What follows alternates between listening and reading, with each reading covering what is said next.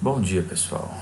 Meu nome é Edson, sou professor de termodinâmica e o que eu gosto sempre de falar é que a termodinâmica está em todos os lugares, né? Então eu vou fazer algumas séries de alguns episódios, né? Falando um pouco da termodinâmica no nosso dia a dia, né? E o primeiro tema que eu resolvi falar para vocês foi um pouco de selos de construção sustentável. O que tem a ver com termodinâmica esses selos, né? Mas antes de falar um pouco disso, né?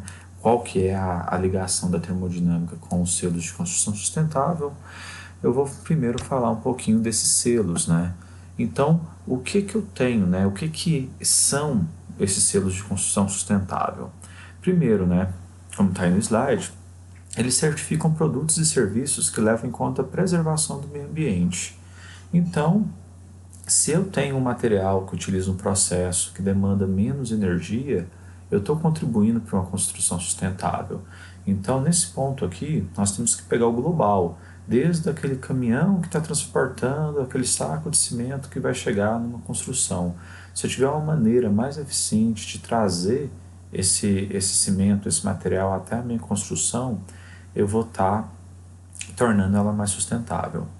Uma vez eu vi uma apresentação que o pessoal estava preocupado até com a limpeza dos caminhões na hora que saíam das construções, né? Então, o caminhão entra, deposita o material lá. Geralmente tem um canteiro de obras, tem a terra. Então, antes do caminhão sair para entrar nas ruas, né? Ele tinha que ser higienizado para não sujar, né? Os arredores, né? Então, esses selos tem uns que são bastante exigentes, né? Quanto a procedimento de, como você diz, como você vai lidar com a construção, né, a parte de projeto e construção. Então, são selos bem exigentes. Eu vou falar um pouco aqui nessa apresentação do selo LEED e do Procel Edifica. Por que os dois? O LEED ele está em escala mundial e é referência, né? Então, se uma pessoa quer ter uma construção sustentável a nível mundial, ela vai pegar esse procedimento do LEED e vai tentar seguir todos, né? Vou falar mais para frente, mas você tem uma escala, você tem vários tipos de selo para ver como que você pode se enquadrar, né? De uma maneira mais leve até de uma maneira mais rigorosa, ou seja, mais sustentabilidade a sua edificação vai ter. Vou falar do Procel Edifica também, que é um selo nacional, né? E aqui está a relação com a termodinâmica, né? Então, o que eu vou fazer? Eu tenho a eficiência dos equipamentos que eu vou utilizar dentro das edificações. Então, eu até escolhi a questão do selo para falar dessa questão de equipamentos, né? Da eficiência de equipamentos dentro de construções. Aqui entrando no LEED, né, a gente tem alguns critérios que eles avaliam, né? Espaço sustentável, e aqui é onde a gente quer dar um foco maior, né? Eficiência do uso da água, energia e atmosfera. Aí eles olham materiais e recursos, qualidade ambiental interna, inovação em processos e créditos de prioridade regional. Aí essa imagem aí que está ao lado, né, você já vê os 4 selos, né? Eu tenho o melhor deles que é o Platinum, né, que é o que tem mais exigência. Aqui na sequência eu tenho o nosso selo Procel Edifica, que é o selo nacional feito pelo Inmetro, né. Então os critérios avaliados desse selo, né, já coloquei aí, ó, que eles têm 3 sistemas, né, que eles têm um foco maior: a envoltória, a iluminação e o condicionamento de ar. E quando eu vou para os edifícios residenciais, né, eu também estou preocupado com a eficiência de iluminação, elevadores, bombas centrífugas e outros, né. A gente pode ver também que edifícios residenciais a gente tem uma presença muito grande de ar-condicionado, tá? Principalmente em regiões de litoral, que a temperatura já é um pouco mais elevada, a gente tem a presença de ar-condicionado em várias residências também. Só para falar um pouquinho mais da construção, né? O consumo, né, de energia elétrica nas edificações corresponde a cerca de 45% do consumo faturado no país, né? Então a gente tem aí um potencial de redução de 50% do consumo de energia elétrica em construções novas e até 30% para aquelas construções que a gente vai reformar, tá? Com base nos equipamentos que a gente vai utilizar. Um exemplo que eu gosto muito de mostrar é a Uberlândia Refrescos, a unidade de Uberlândia. ela foi certificada com selo LEED Platinum, então ela foi construída para isso, né? Então na etapa de projeto eles já queriam obter esse selo. Então eles já tomaram pegaram aquela lista de exigências do LEED, né? E já foram se concentrando em todas elas. Para nós aqui, o que é importante é a questão da energia, né? Então toda energia consumida pela edificação, pelo centro de distribuição, tem que ser gerado por ela mesma. Então, o que, que eles fizeram? Eles têm uma área de 2.300 metros quadrados de placas fotovoltaicas para gerar até 222,6 kWp. Então, ou seja, é uma potência de pico, né? Então, com isso, ela vai deixar de emitir toneladas de CO2 por ano. E, por outro lado, o que, que eu tenho que ver, né? Eu tenho que ver a eficiência dos equipamentos. Não só aqueles que eu vou estar consumindo energia, mas aqueles que eu também vou estar produzindo, né, energia. Eu tenho aqui, né, as placas fotovoltaicas, né? O que, que elas são, né? Ela recebe a luz solar e ela tem um material semicondutor e tem esse terminal negativo e terminal positivo. Quando eu recebo a luz solar entre esses dois terminais, eu gero um fluxo de elétrons. Esse fluxo de elétrons cria uma corrente elétrica e a gente consegue aí extrair a energia, né? Transformar a energia solar em energia elétrica. Ou seja, quanto mais energia solar eu conseguir converter em energia elétrica, mais eficiente é a minha placa. Ou seja, menor área que eu vou precisar de placas, né, para poder gerar o que eu preciso no meu consumo. Falando um pouquinho, continuando sobre eficiência, né, eu tenho as classes, né, então eu vou lá no site do Inmetro, eu tenho essas classes por equipamento. Então essa aqui é a tabelinha de classe das placas fotovoltaicas. Se você observar aí no índice de módulo, eu tenho o silício cristalino, que são as mais utilizadas, né? Então eu tenho uma eficiência aí, ó, de maior que 13,5 para placas classe A. Isso é bom? É, mas isso já está um pouco defasado. Eu tenho placas aí no mercado que está dando 17% de eficiência, 17,5%, e esse valor tende a crescer com a tecnologia, né? Eu estou aumentando a demanda por esse tipo de placa, eu estou aumentando os estudos em cima dela, então essa eficiência tende a aumentar. É pouco? É, só que a gente não paga pela energia solar, né? Então a gente está captando uma energia gratuita e convertendo ela em energia elétrica. O que, que a gente preocupa aí com esse rendimento?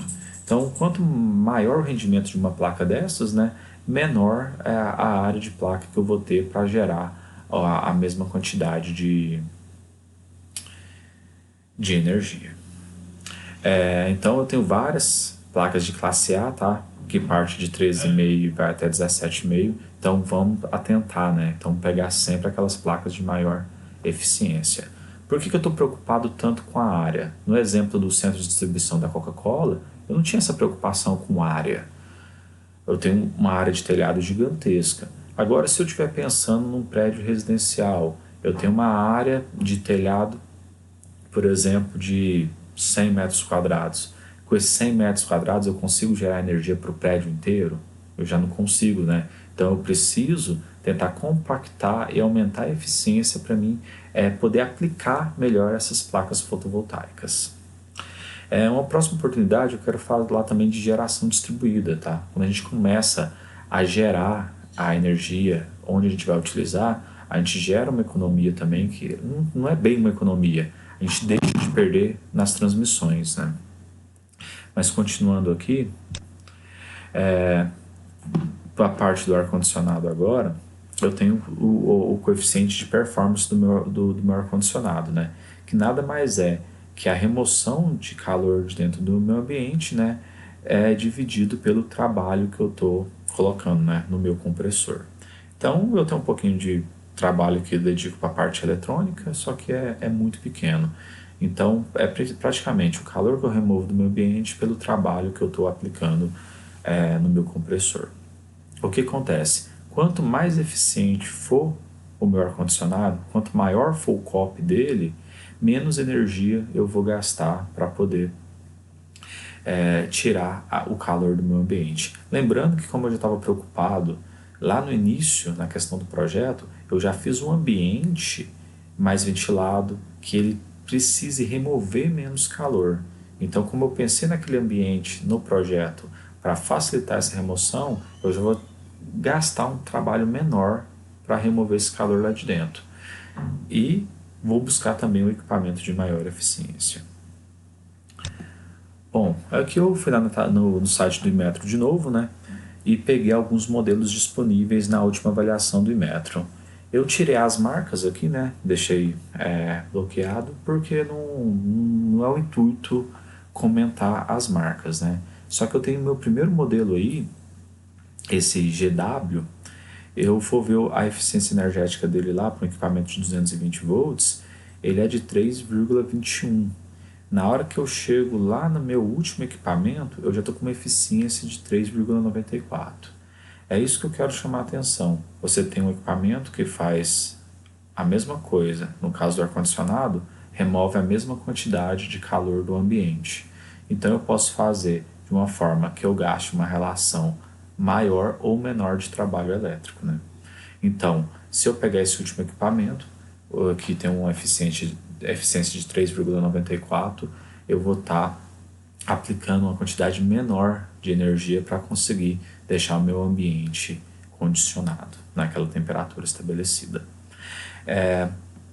Por fim, eu queria comentar um pouco sobre o Programa Brasileiro de Etiquetagem. Todo equipamento eletrônico que você vai comprar possui, não só equipamentos eletrônicos, para vocês terem ideia, até quando você vai comprar carro, você consegue ter o nosso PBE, né, que é o nosso Programa Brasileiro de Etiquetagem. Então, eu tenho que dar preferência para os equipamentos A. Provavelmente, quando você chegar numa loja de departamento e for procurar um ar-condicionado, você vai ver lá vários aparelhos de ar-condicionado, algumas tecnologias e a classificação. Geralmente, os mais caros estão na classificação A, e quando você vai pegar, por exemplo, um ar-condicionado B ou C, você vai ver que o custo dele é bem inferior. Por quê? É uma tecnologia inferior e ele consome mais energia. Aí vai de pessoa para pessoa. Para que você vai usar aquele aparelho? Qual que é a quantidade de tempo, mês, que você vai utilizar aquele equipamento? Às vezes não compensa você pagar mais no equipamento mais econômico e deixar de pagar uma fatura de energia elétrica mais cara. Então eu gasto mais para comprar o equipamento e depois, ao longo dos anos, gasto menos com a manutenção dele, com o consumo de energia elétrica. Então essa é a dica, né? Então a nossa termodinâmica, né? Eu estou trabalhando com energia sempre. Se a gente for lá na definição dela, é a ciência da energia e suas transformações. Então, transformar essa energia de uma maneira mais eficiente para a gente poder ter um consumo consciente, né? E voltando à questão dos selos, né? Quanto mais consciente for esse consumo de energia, mais eu quebro aquele ciclo de produção de energia, que mesmo nas nossas hidrelétricas, por exemplo, que seria uma energia renovável, ainda existe impacto ambiental. Mesmo que seja minimizado quando comparado a uma termoelétrica, eu ainda tenho um dano ambiental aí, por conta das grandes áreas de alagamento. Bom, esse foi meu primeiro vídeo. Lembrando, eu devia ter até avisado antes, né? Não tem roteiro, fiz as apresentações, estou fazendo esses vídeos sem roteiro. A ideia é essa, fazer uma coisa simples, linguagem simples, até também para dominar essa área de confecção de materiais, né? E a partir do momento aí que a gente for empolgando um pouquinho mais, a gente vai dando uma incrementada, fazendo os roteiros, comentando outras coisas, mas aqui eu só queria deixar destacada a importância, né, do consumo consciente da energia e da classificação aí dos equipamentos eletrônicos. Um abraço, gente.